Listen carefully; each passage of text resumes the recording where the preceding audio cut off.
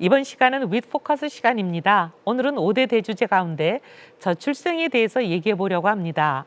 우리나라의 출산율이 세계 최저 수준이라는 건 아마 모두들 알고 계시는 사실일 텐데요. 그런데 지난해 9년 만에 출생률 반등에 성공하면서 좋은 흐름을 이어가기 위한 대책이 필요하다. 이런 목소리가 높아지고 있습니다. 먼저 관련 뉴스 보시고 이야기 이어가겠습니다. 지난해 출생아 수는 23만 8,300명. 2023년보다 8,300명, 3.6% 증가했습니다. 합계 출산율도 0.75명을 기록해 0.03명 증가했습니다. 모두 9년 만에 반등한 겁니다. 우선 30대 초반 인구수 증가라는 인구 확정 요인이 출산율을 끌어올린 것으로 분석됩니다. 1991년부터 1995년까지 한 해 출생아 수가 70만 명을 넘었는데 이들 에코붐 세대가 출산 연령이 됐기 때문입니다. 코로나19로 미뤄뒀던 결혼이 늘기 시작한 것도 출산율 상승의 주 원인으로 분석됩니다. 지난해 혼인 건수는 1년 전보다 14.9% 증가했는데 남녀 모두 30살에서 34살 사이에 결혼을 하는 경우가 대폭 늘었습니다. 방금 보신 것처럼 뚝 끊겼던 아기 울음소리가 9년 만에 울려 퍼지게 되었다. 이렇게 얘기를 하고 있는데요. 과연 어떤 변화가 있었던 건지 CTS 보도국 저출생 취재 담당 김인혜 기자 그리고 아주대학교 최진호 교수님과 함께 얘기 나눠보겠습니다. 김인혜 기자, 인구 소멸의 위기가 심각하다고 생각할 만큼 걱정됐었는데 이렇게 9년 만에 반등되니까 굉장히 기쁜 소식이 아닐 수 없을 것 같습니다. 어떠세요? 네, 맞습니다. 이 통계청이 지난 2월 2024년 출생 통계를 발표했는데요. 2015년 1.24명에서 내리 줄기만 했던 합계 출산율이 반전 드라마를 썼습니다. 물론 굉장히 큰 숫자는 아닙니다. 2023년 0.72명에서 이제는 0.75명까지 0.03명이 늘어났다는 건데 이 합계 출산율 0.03명을 올리기까지 근 10년이 걸렸다는 얘기입니다. 그런데 조금 늘었다고 해도 아직 한 명이 채 되지 않습니다. 일단 출산율이 늘었다라는 것만으로도 작게 늘었다고 하더라도 유의미한 결과가 아닐까 그런 생각이 드는데요. 최진호 교수님께서는 이번 출산율 반등에 대해서 어떻게 생각하시는지 궁금합니다. 바닥을 쳐서 올라갔다 이제는 이렇게 봐도 될까요? 아니면 반짝 반등에 불과하다 이렇게 봐야 될까요? 이렇게 작년에 출산율이 조금 올라간 거는 굉장히 반갑고 고무적인 일인데요. 세 가지 요인이 영향을 미쳤으라고 보는데요. 하나는 우리 처음 베이비붐 세대 자녀 세대에 많이 태어난 사람들이 이제 막 주 출산 연령에 다다랐고요. 두 번째는 지난 5년 동안에 코로나 때문에 결혼과 출산이 많이 지연되고 유예됐었는데 이제 그것이 풀리면서 혹시 이제 출산율이 반등한 것이 아닌가 이렇게 생각이 듭니다.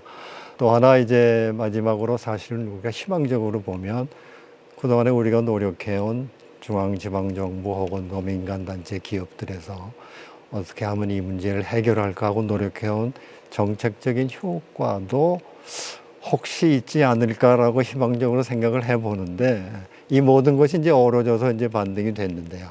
그러니까 이게 정말 반짝 반등인지 추세적인 반등인지는 조금 더 지켜봐야 될 것 같습니다. 예. 근데 끝도 없이 추락하던 출생률이 9년 만에 증가로 돌아섰다. 이 이유 하나 때문에 관심이 굉장히 뜨겁습니다. 최 교수님께서 전반적으로 짚어주셨는데 김 기자, 이렇게 출산율이 반등하게 된 이유 어떻게 보고 계시는지요?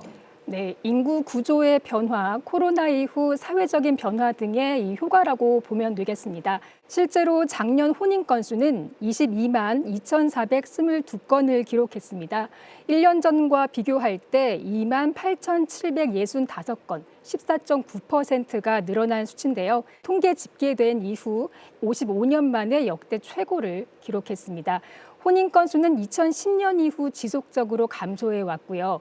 특히 코로나가 한창이던 2021년부터는 20만 건 아래로 떨어졌습니다. 2023년까지 3년 연속 20만 건을 밑돌다 지난해 다시 20만 건을 넘어선 겁니다. 이렇게 결혼을 하려는 사람이 많았다기보다는 순차적으로 도미노처럼 밀린 결혼 건수가 늘어나기 시작한 효과라고 볼 수 있겠습니다. 정리를 하자면 90년대생 이른바 에코붐 세대의 출산율 반등 그리고 코로나19로 미뤄졌던 결혼이 늘어나면서 출산율이 증가했다 이런 얘기인데 저는 혹시 정책적 효과는 없을까? 아이를 낳으면 1억을 준다는 기업도 있고 정부에서도 많은 돈을 투자하고 그러고 있지 않습니까? 최 교수님 어떻게 생각하세요? 저도 희망적으로 그렇게 예. 기대를 해봅니다. 예. 사실은 우리나라가 이 문제에 정책적으로 본격적으로 개입한 게 2006년부터입니다. 5개년 단위의 저출산 고령사회 기본 계획을 수립해서 매년 추진해 왔거든요. 그러니까 금년이 이제 20년째 되는 해입니다. 그리고 20년 동안에 정부가 쓴 예산도 한 400조가 넘을 겁니다. 그러니까 이제는 뭔가 정책적 효과가 나타날 때가 됐어요. 그런데 이제 그동안에 그렇게 많은 돈을 쓰고도 출산율이 그동안에 계속 떨어졌던 거에는 여러 가지 이제 비판들이 있었습니다. 이제 주된 비판이 뭐가 있었나 하면 너무 관련된 모든 정책을 막내에서 하려다 보니까 이게 집중할 수가 없었어요. 초기에 보면은요, 1차, 2차 때 보면 저출산 정책 가지수가 한 100가지가 됩니다. 이거 관련된 거 다 집어넣어 가지고 했기 때문에 네. 효율성이 떨어졌어요. 또 하나는 그동안의 정책의 효과가 나타나지 못했던 것은 정책을 세우고 돈을 집어넣으면 평가를 해야 되는데 평가를 제대로 못했어요. 그러니까 5년 단위로 이게 이제 정책이 이어지니까 이제 그나마 그래도 다행스러운 거는 이제 최근에 올수록 정책도 많이 가다듬어지고 뭔가에 집중해야 되겠다고 하는 인식들도 생겼고요. 더더구나 이제 고무적인 것은 요새 기업들이 관심을 가지고 사내에서 이 여성분들이 혹은 근로자들이 출산, 결혼도 하고 이런 장려 정책을 많이 펴고 있잖아요.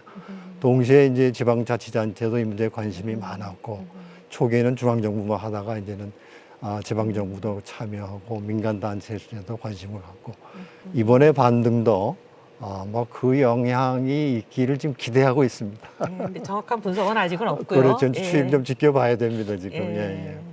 이 정책이라는 게 그렇게 교수님 말씀하신 대로 100개쯤 늘어나다 보면 예산이 무한정이면 또 모르겠는데 예산은 한정돼 있으니까 하나하나에 들어가는 돈도 부족하게 들어가고 그러니까 그렇죠. 효과를 내기가 어렵고 근데 맞습니다. 평가가 없으니 그 다음번에 뭔 없애고 뭘 또 선택과 집중을 해야 될지 그것도 좀 어렵고 그렇다는 말씀이신 것 같아요. 맞습니다. 그죠? 네. 예. 혼인 건수는 출생 아수의 이제 선행 지표라고들 많이 얘기하잖아요. 이 두 변수 간의 관계를 조사한 뭐 통계라든지 뭐 그런 게 있나요? 예, 있습니다. 예.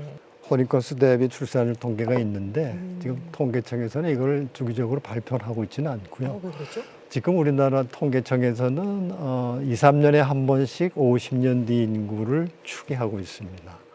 이것은 어떻게 하냐면 50년 뒤까지 출생자 수가 얼마나 될 거다 매년, 그다음에 사망자는 얼마다, 그다음에 인구 이동, 국제 이동으로 인해서 대한민국의 총 인구가 어떻게 변할 건가, 동시에 인구 구조도 이렇게 예측을 해줍니다. 이때 이제 이 통계가 출생률에 어느 정도 영향을 미치는가, 혼인 건수가 그걸 이제 조사를 하는데요. 최근 거를 보면 혼인 건수 한 건당 예를 들면 출생아수 한 1.25부터 1.3 정도가 늘어난다고 보고 있습니다. 그러니까 혼인하고 두 명이 결혼했는데 그렇죠. 네. 그러니까 우리나라 인구가 주는 거 네, 아닙니까? 네, 이제. 아무튼 그래서 네. 전체적으로 보면 이 혼인을 많이 해야 이 출생아수가 느는 건 뭐 이건 자명한 사실입니다. 특히 우리나라처럼 비혼 출산이 거의 없는 그렇죠. 나라. 그러니까 우리는 유럽하고 달라서 결혼을 해야 자녀를 낳았기 때문에 혼인 건수가 늘어나는 거는 출산율 늘어나는데 아주 직접적으로 영향을 미치고 있습니다. 네, 혼인 건수 증가, 출산율 반등 이런 긍정적인 추세가 계속 이어지려면 결혼도 출산도 해볼 만하다 이런 인식이 늘어나야 될 텐데요. 결혼과 출산을 앞둔 미혼 남녀들 생각은 어떨지 궁금합니다. 결혼과 출산에 대한 미혼 남녀들의 의향 함께 보시죠. 미혼 남녀 2명 중 1명은 결혼할 의사가 없거나 아직 결정하지 못한 것으로 조사됐습니다. 전국 20세에서 44세 미혼 남녀 2,000명을 대상으로 조사한 결과 결혼을 망설이는 이유로 남성은 결혼 생활 비용 부담을, 여성은 기대에 맞는 상대가 없는 점을 가장 많이 꼽았습니다. 남성은 여성보다 소득이나 비용 등 경제적 부담을 느꼈고 여성은 가부장적 가정 문화나 커리어에 대한 우려가 상대적으로 컸습니다. 출산에 대해선 남성 41%, 여성 59%가 출산 의향이 없거나 아직 결정하지 못했다고 답했습니다. 자녀 양육의 경제적 부담이나 자녀가 행복하지 않을 것 같다는 것이 주된 이유였습니다. 네, 안타깝지만 여전히 결혼과 출산에 대한 부정적인 인식이 높은가 봅니다. 교수님, 우리나라가 세계에서 출산율이 가장 낮은데 아무래도 이런 부정적인 인식이 그 낮은 출산율에 영향을 미친다고 봐야 되나요? 그럼요. 예. 우리나라 이제 경제 발전을 통해서 소득이 늘어나면서 사람들의 생각이 물질적 가치가 굉장히 중요한 것으로 바뀌었습니다. 그래서 최근에 미국의 퓨 리서치에서 17개 선진국을 대상으로 조사한 결과가 발표됐습니다. 질문은 이겁니다. 당신의 삶을 의미 있게 하는 것이 무엇인가? 이 질문에 대해서 거의 대부분의 나라들은 가족을 1등으로 꼽았습니다. 유일하게 대한민국 사람들은 물질적 풍요라고 답했습니다. 이게 우리나라의 지금 현주소입니다. 그러니까 우리나라가 지금 전 세계에서 고등교육 이수율이 제일 높습니다. 고등학교 졸업자의 75%가 대학 가고 있고요. 좋은 데 취업하기 위해서 졸업을 하고 나서도 또 취업 준비를 2, 3년 또 합니다. 사회 진출 시기가 늦어지고 있습니다. 이것이 모두 다 출산율에 영향을 미치는 거고요. 그래서 이제 앞으로는 예를 들면 사교육도 우리가 좀 잡아야 될 것 같고요. 그러니까 그 출산율에 영향을 미치는 핵심 요인에 대해서 우리가 아주 그것만 가지고 우리가 좀 집중적으로 대책을 세워야 될 것 같습니다. 물질적 풍요가 중요하다는 게 1등으로 나온다는 게 굉장히 충격적입니다. 우리가 천만 기독교인이라고 말을 하고 있는데 기독교인들은 우리가 세상의 그 물질과 풍요, 바알과 아세라를 따르는 사람들이 아니잖아요. 근데 하나님께서 무엇을 중요하게 생각하시는지 생육하고 번성하라고 하셨는데 우리가 참 기독교인으로서 돌아볼 대목이 많은 것 같습니다. 그럼에도 불구하고 작년부터 혼인 건수와 출산율이 조금이라도 증가는 하고 있으니까 희망이 있다 이렇게 보이는 것 같습니다. 근데 이 시기가 굉장히 중요한 시기가 아닐까 싶습니다. 김 기자, 출산율 반등의 흐름을 이어갈 수 있는 여러 가지 방법 있을 것 같은데요. 어떻게 보십니까? 네, 이번 출산율 반등으로 이 출산율 회복을 위한 골든타임에 들어갔다는 분석이 나오는데요. 정부는 앞으로의 7년을 골든타임으로 보고 있습니다. 마감을 굳이 따진다고 하면 2031년 정도 됩니다. 에코붐 세대가 아이를 낳았기 때문에 이 세대가 집중적으로 출산할 것으로 예상되는 시기가 앞으로 7년 남았다는 겁니다. 그리고 이때 집중적으로 인프라, 사회적 인식 개선, 출산 돌봄, 지원 이런 것들이 같이 이루어진다면 1명 미만으로 내려간 합계 출산율을 끌어올릴 수 있지 않을까 생각합니다. 네, 교수님 어떠세요? 이런 일들이 이렇게 계속된다면 그리고 이런 흐름이라면 작년에는 조금 작년보다 올해 반등을 조금은 했으니까 이게 이런 흐름이라면 올해 출산율 좀 올라갈까요? 제 생각에는 단기적인 인구 구조의 변화하고 그다음에 유예됐던 결혼 출산이 아마도 한 2, 3년은 더 가리라고 봅니다. 가리라고, 네. 그래서 이제 지켜봐야 되고요. 이제 다만 이제 이러한 반등이 이제 추세적인 반등으로 가기 위해서는, 그러니까 아까 말씀드린 네. 정책 효과가 이제 본격적으로 나타나게 하기 위해서는 우리가 더 해야 될 일이 많습니다. 아까 말씀드린 대로 정부가 혹은 우리 사회가 그러니까 좋은 일자리를 많이 만들어야 되고요. 일, 가정, 양립, 그 다음에 돌봄 문제가 해결돼야 되고, 이제 덧붙여서 사교육 문제도 해결돼야 되고, 뭐 여러 가지 이러한 출산 친화적인 환경이 더 이제 강화되고 구비되면 어쩌면 지금 반등된 것이 2, 3년만 가는 게 아니라 앞으로도 계속 추세적으로 반등할 수 있을 것으로 이렇게 생각을 해봅니다. 그러니까 아무튼 계속 내려가던 출산율이 잠깐이라도 조금이라도 올라간 것이 굉장히 이게 모멘텀이 될 것 같아요. 그렇게 희망적으로 기대를 해봅니다.